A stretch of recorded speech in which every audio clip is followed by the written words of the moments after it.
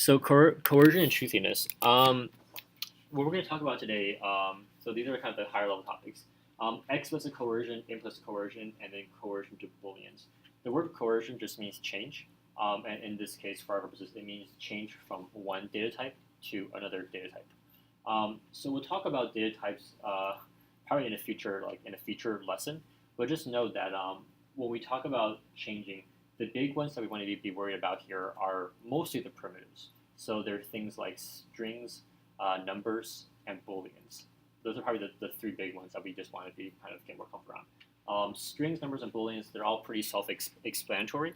But for this lecture, the point is, how do we actually change between all three, right? Because when someone types in a number as a string, sometimes they want to use it as a number, right, and not as a string, and vice versa. And so explicit coercion is when coercion is when we change one value from one type to another. Explicit coercion is when we are very, very explicit, as the name indicates, as when we're very direct, very clear about what we're changing and what we're changing it to. So when we talk about changes, right? So type of is a reserved word in JavaScript, and notice how it's not camel case because it is a reserved word. You can't create a variable called type of in JavaScript. It won't let you. It will say, hey, this is like something that's built into JavaScript and you can't override it. What type of does is if you do type of space and you put a variable there, it will tell you what type it is, right? So whether it be a string, a number, a boolean, an object, etc. So on line 6 there, we create something called num. And if I just say let num, we actually have no idea what type num is, right? Num could be a string, it could be a number, it could be a boolean. But because I say let num equals 10, and 10 is a number, when I console log out type of num, it's going to say number. Now, explicit coercion occurs here on line 9 when we actually say, take this num and let's make it into a string, right? And if you look at it, we're actually very, very explicit on this, right? We have something called string. Notice how the S is uppercase, which means, as I said earlier, right? The reason why we can't randomly capitalize random variable names is because a capitalized first letter in a variable name means it's a class. And in this case, a string is a built-in JavaScript class. And so what we're saying is, let's create this variable called string, lowercase, here, and let's assign to it the value of the string class, and we pass in a variable. What this is doing is, this is going to take this num, whatever it may be, and it will try its best to convert it into a string. And so once we do that, and we console log out string, a type of string, you'll notice how right there, the first line is from line 7, right? Console.log out type of num, and it's a number. Makes sense. On line 10 there, we're console logging out string, which is a 10. If I just look at that, I can't really tell if it's a number or a string. But if I console log out its type, it will tell me it's a string, right? So this is explicit coercion in the sense that we are very, very clear about what we're changing this to. And so here we're doing it. Over there, we were converting a number into a string. The opposite also works. We can convert a string into a number as well. So here, type of string from line 7 is a string. If I convert it to a number, it prints out 1,000. I can't really tell what that is, but number. If I do type of that 1,000, it will tell me it's a number.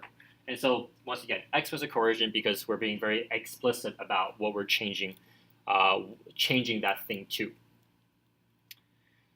So explicit coercion is very safe and very straightforward, and honestly, there's not too much kind of mystery, right? It's very clear, like you, as a user, you explicitly type out what you want to do. Implicit coercion is kind of where things get a little bit trickier. Implicit coercion, second bullet here, is something that JavaScript does for us. And it's good, but it's also like in programming, when people say something's magic, it's usually kind of in like a it's like a kind of a facetious way of saying, like, you don't want magic in programming, right? You don't want to be like, oh, I put this thing in and I don't know how it works, but then this comes out. Because if ever this thing doesn't come out, then you're kind of stuck, right? And so with something like implicit coercion, sometimes we say it's magic, but that's a bad thing because we don't want magic. We actually want to know logically exactly how things work from step A to B to C, right? So understanding implicit coercion. This is probably the most common example that you'll see, right?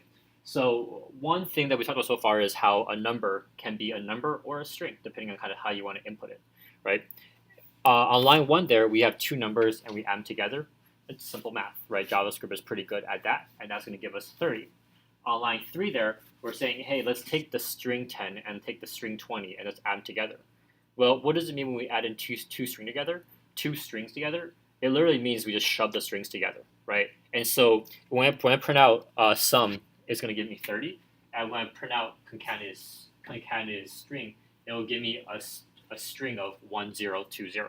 Because as far as line 3 is concerned, these are not like numbers, right? These could be just like random letters too. I'm just shoving them together because they are string. I'm going to perform this operation based on what the data type is, not what its quote-unquote value could be. But if I do something like line 5, if I add a number to a string, what happens? Anyone want to take a guess? Oh, shoot. Andre? Gives you a string. It gives you a string? Of what? It just changes both into string with the concatenated. Okay, so you think it'll return what exactly after I... The string of 1020. Okay, so you think it'll return back a string of 1020. Anyone else have any other guesses on what's going to happen?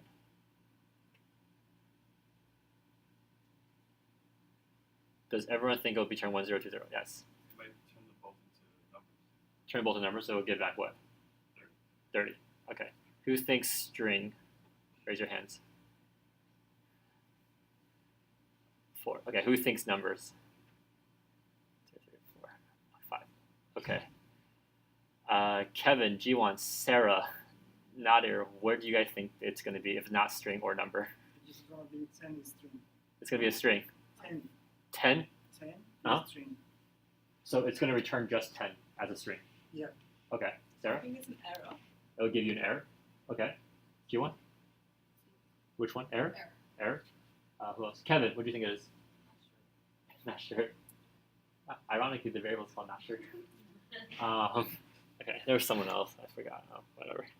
Got it. Okay. So here I'm just going to print out all three, right? And I guess team string 1. Because, yes, when JavaScript sees something like a string plus a number, it automatically defaults it to being a string.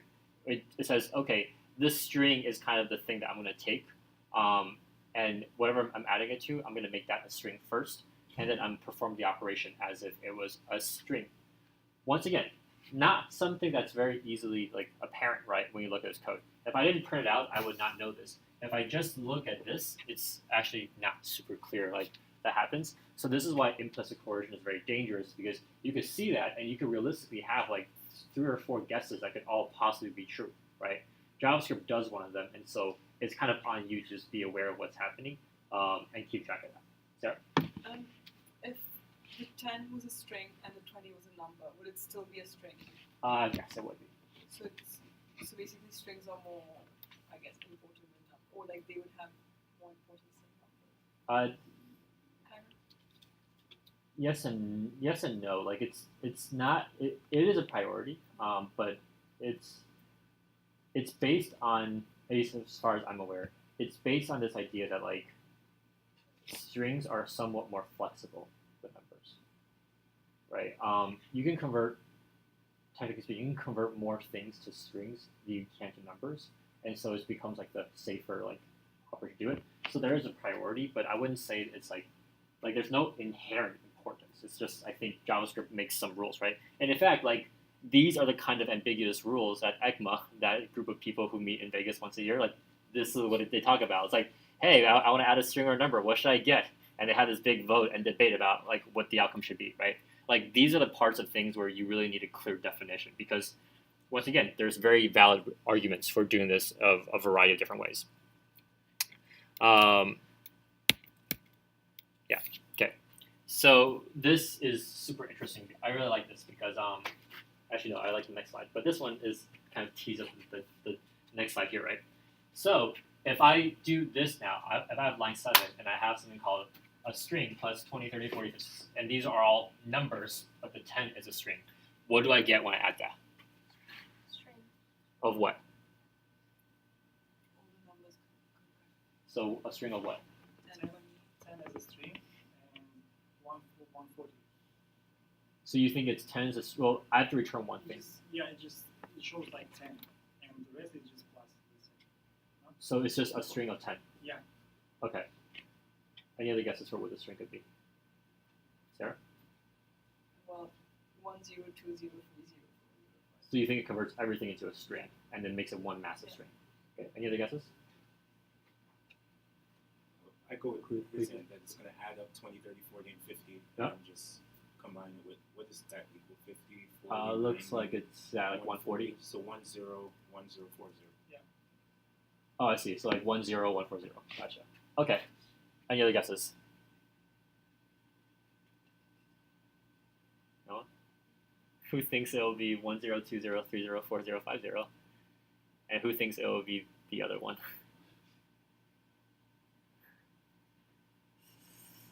Man, Jiwon, you really don't like taking a side, do you? I see you, Zern. You didn't answer either.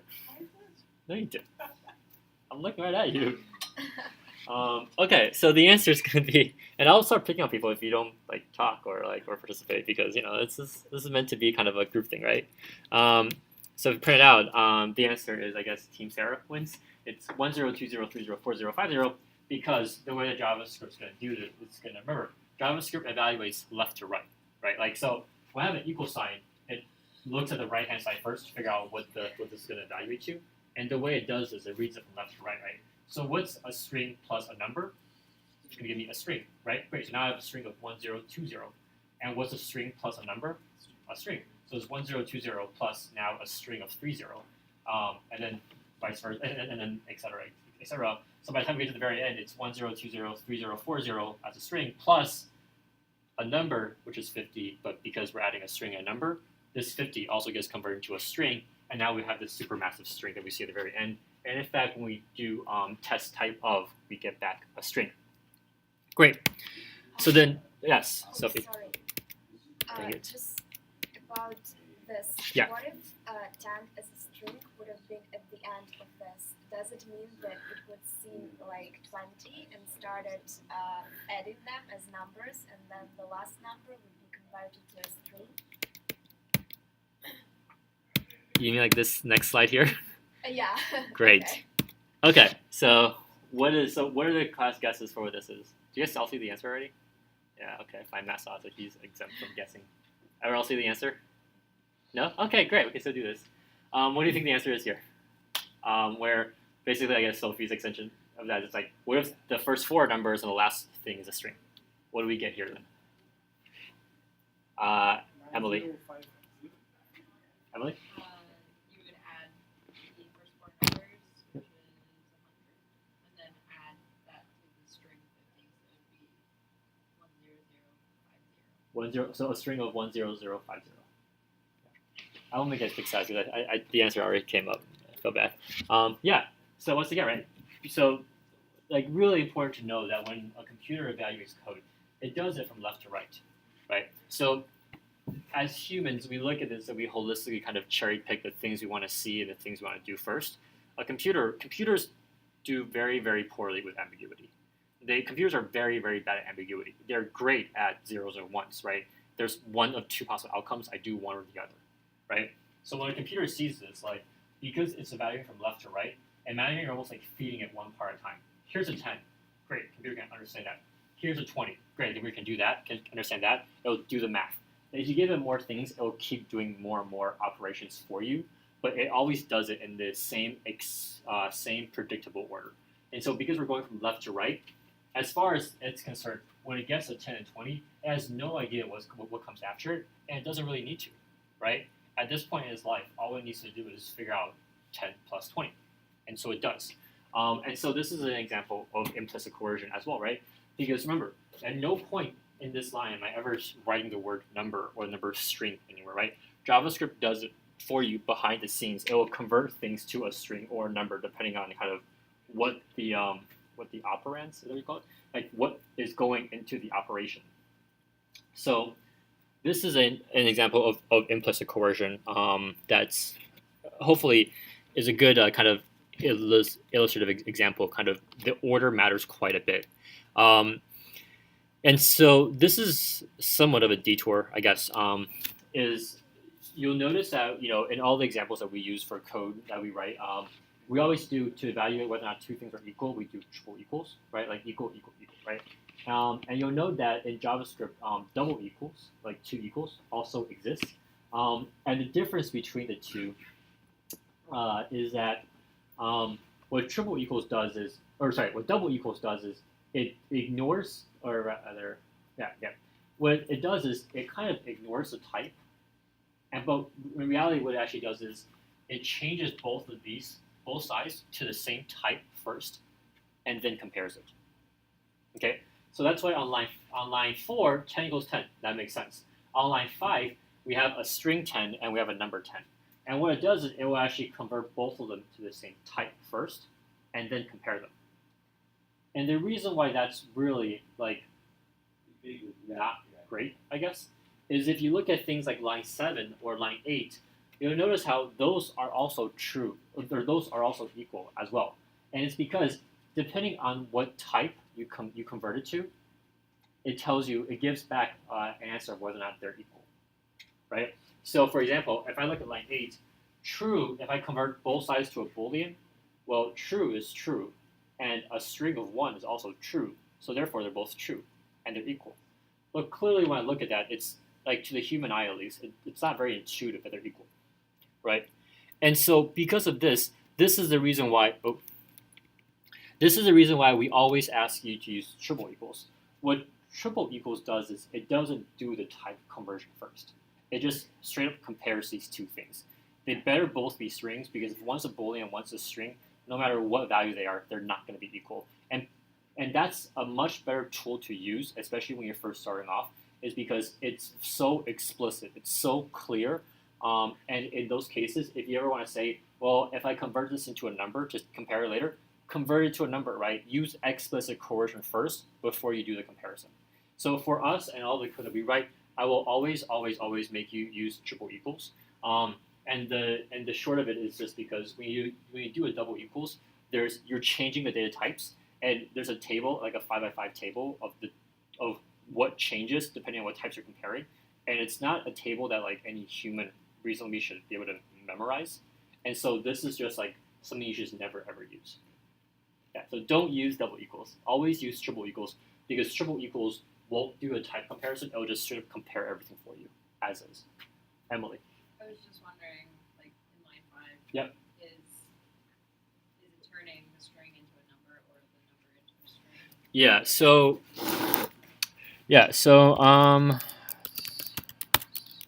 JS. Oh nope, that's not the one I want.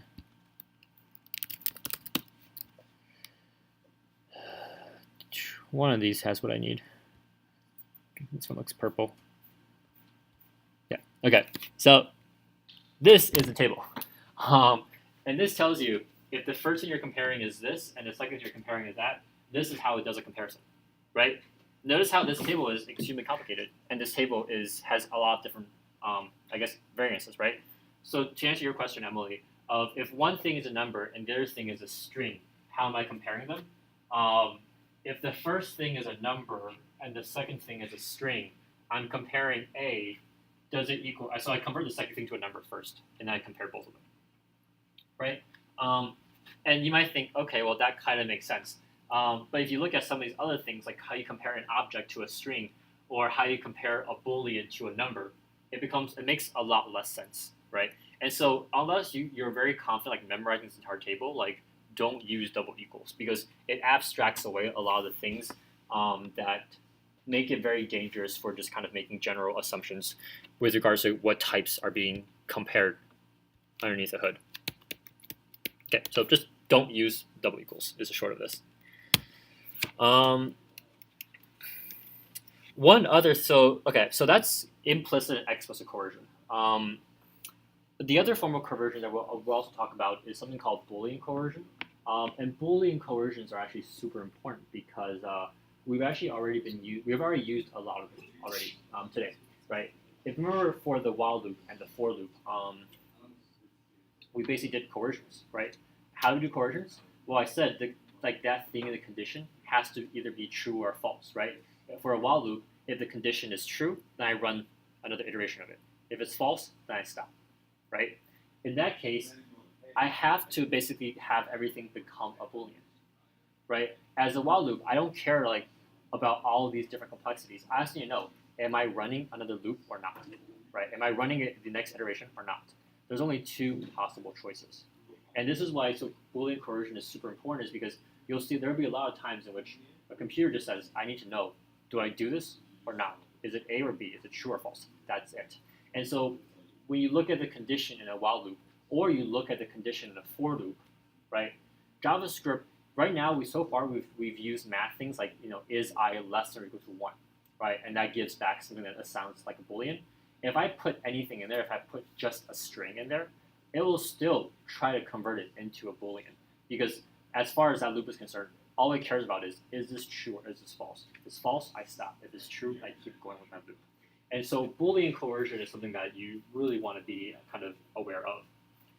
Here on line 3, we create a variable called new Boolean. We're using explicit coercion, and we're feeding in a string. I am a string. But when we console log it out, all we get is true. And that's because with a Boolean type, there's only two possible values, right? There's only true or false. That's it. So,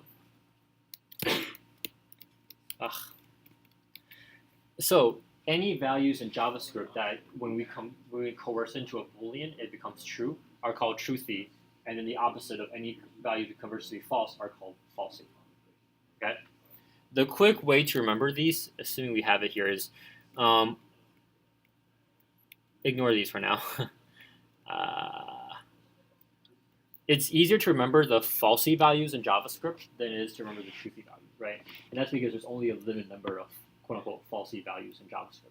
And these should be the majority of what you see. I don't know if there's any other ones. Actually, no, these might be it. Anywho, an empty string is false. 0 is false. Null, undefined, not a number are all false. Everything else in JavaScript is true. Okay? So if you're ever using a Boolean coercion and you're trying to figure out why your loop isn't running or why it's stopping at a certain point, just ask, is it any of these values? If it doesn't reach any of these values, then it will never be false. That's the short of it. So that's why, and I guess true or false implicitly is also, or false is implicitly also a false value. This is why when we do Boolean coercion, you actually eventually always want to get your thing to reach one of these states, right? If you notice how when we write our for loops, right, we eventually do until less than or equal to whatever, and that inherently is going to give us back true or false, right? If I measure it against something dot length, eventually I'm going to get to length 0, assuming I keep kind of cutting it down, like smaller and smaller and smaller, right? If I'm looking at a string, if I keep removing each letter one at a time, eventually I'm going to reach an empty string, etc. So Boolean coercion, just know that like these are the falsy values, and everything else is going to evaluate to a true statement in JavaScript. Any questions so far before we move on to like some more truthy stuff, some more Boolean stuff? Everyone's good? All right. Okay. So if that part makes sense to you, these next few slides really should kind of fly by, right? Because these are just kind of the applications of it, right? So now we're going to talk about, like what I just mentioned, which is like in the if statement, right? In that conditional, in that parentheses there, no matter what you put in there, imagine JavaScript's going to say, hey, let's cast this, or let's explicitly coerce this into a Boolean. And that's all I care about, right? If that Boolean is true, then I'll do it. If it's not true, then I won't do it. For if is 5 greater than 0, that's only going to give us either true or false, right? So our work's kind of done for us, right? We don't need to coerce into a Boolean because it's by definition that operation is going to give us back a true or false. However, if I have something like that, right? Is a string true or false with the word apples in it? Well, it's true because the only false string is an empty string, right? So if I do that and I run this statement, I'm still going to get I'm in the if, right? Like this if statement is still going to trigger. And so all of this is to say that for the most part, in your if and while statements, people try to put mathematical operations in there. But if you ever see that, just know that they're just leveraging the fact that anything put in between those parentheses is going to be coerced into a Boolean eventually. So as long as you have a value that eventually translates to true or false, or translates to the true or false value that you want, then you should be fine.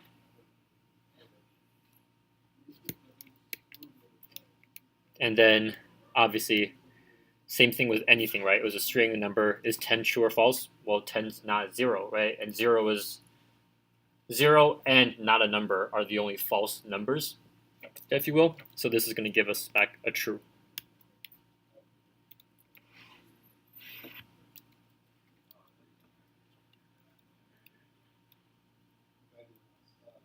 Okay, any questions on that before I move on to the exclamation mark?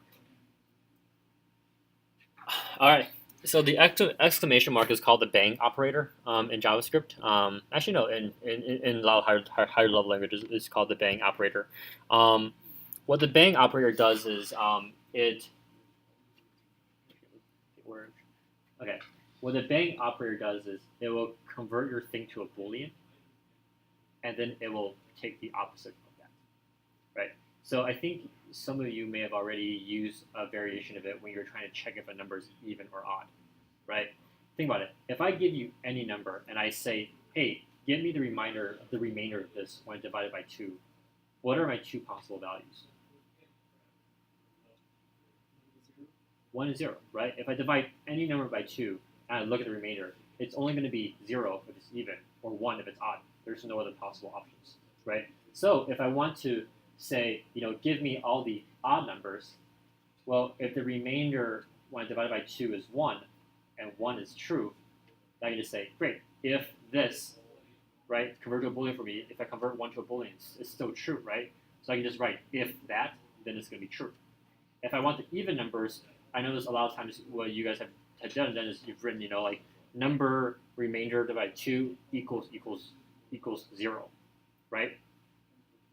Well, equals 0 is the same as converting to a Boolean, which is false, and then taking the opposite of that, which is true, right? So you could also do exclamation mark number modulo 2, and that will give you the same exact answer as this.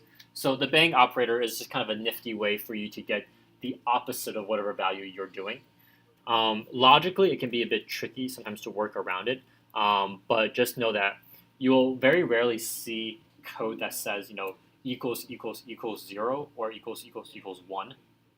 Or you might see equals 1, but you'll very rarely see equals 0 in the wild because people just use like the bang operator to assume that, well, 0 is a falsy value, so I can just test for that implicitly.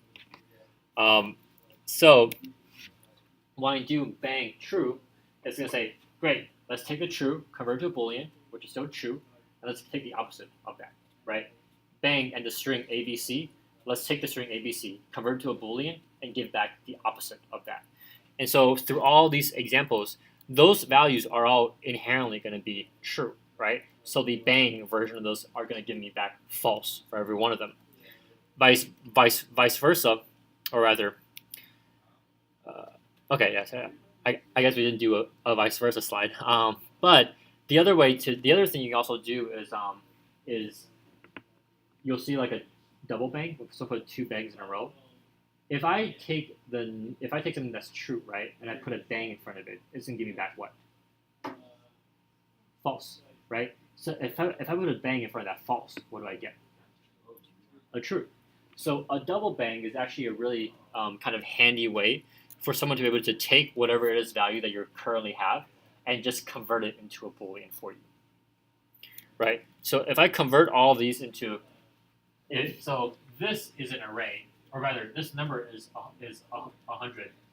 Bang of this number is going to give me false. So bang of that false is going to give me true. And so a double bang is also a very kind of shorthand, if you will, for converting something into a Boolean. So you'll see this, decently often too. And then lastly is you'll see the last thing we'll talk about today are logical operators. So logical operators are things like, or they are 2 things. There's and or, okay? and is represented by the double ampersand. And what and does is and just tries to make sure that if you chain together, like and just makes sure that everything in this chain is true. And if at any point any one of them is not true, it will return back false, right? So the way and works is, let's say I have 10 and 20, right? It will check the first thing. Is 10 true? It is. Okay, let's check 20. 20. Is 20 true? Yes.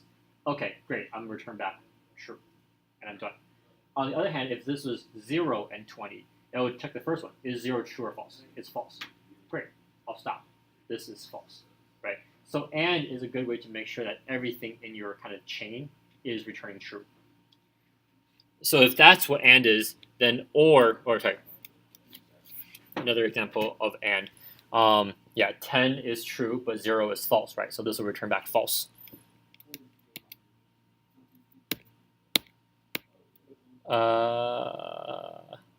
Okay. This is a little bit more of a nuance, so don't get your hung on for now. But what and does is, if there's any false values in this chain, so in this case, I'm checking 4 things, checking 10, apples, 0, and null. If I'm checking, rather, what and is going to return is, if it does find a false value, it will return back the first false value that it finds, and stop right there and say, okay, I found a false value. There's no point in me checking the rest of these sequences because I've already found at least one false, and here's a false, and it stops right there. On the other hand, if everything is true, it will return back the very last value to acknowledge that, hey, I've gone through this entire list and everything is true. Okay? Yeah, so in this case, in the first example, it will check 10, true. There's another thing check. I'll check apples, it's true. Check the next thing, 0. 0 is false, so it will return back 0, which is the first falsy value that it found. On the other hand, if I do this, it will say lucky. Let me check that is true. Yes. Okay, next one, number. Is that true? Yes. 7. Is that true? Yes. Okay, let me return a 7 so that you know that based on what I return, if the thing I return is a truthy number, then it means everything was truthy. If what I return is a falsy value, then it means at some point there is a falsy value in this particular sequence.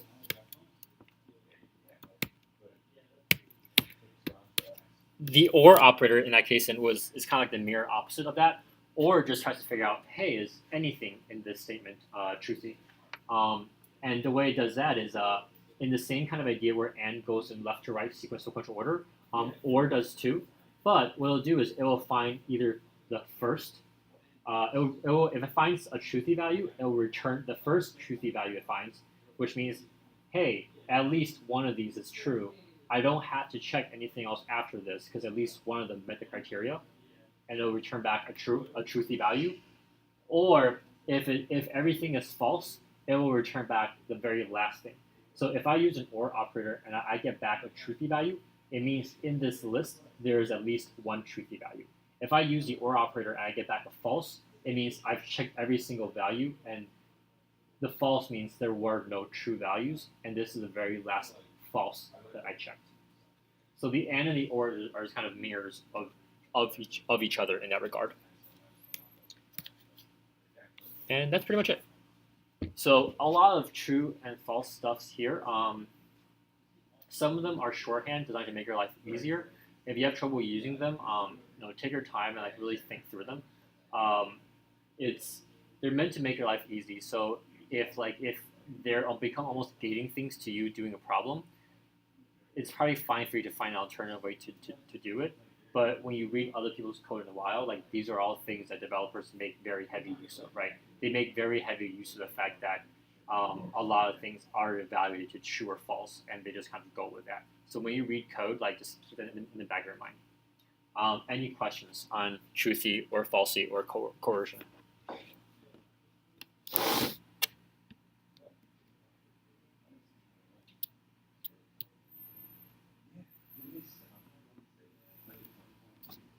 Everyone's feeling good? We'll see. Last call for questions.